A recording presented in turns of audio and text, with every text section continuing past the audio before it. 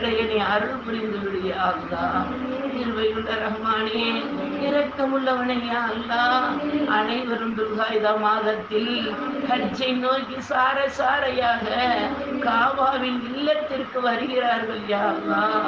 அனைத்து ஹாஜியினுடைய பயணத்தையும் லேசாக்கி விடியா அல்லாஹ். அவர்களுக்கு சிரமம் இல்லாமல், சிக்கல்கள் இல்லாமல், அமல்களில் அசட்டைகள் இல்லாமல் சிறந்த முறையில் ஹஜ் செய்து சிறந்த ஹாஜிகளாக, ஒப்புக்கொள்ளப்பட்டவர்களாக, கபூல் செய்யப்பட்டவர்களாக, அன்று பிறந்த பாலகர்களாக யா அல்லாஹ் அந்த ஹஜ்ஜை ஏற்றுக்கொள் யா அல்லாஹ்.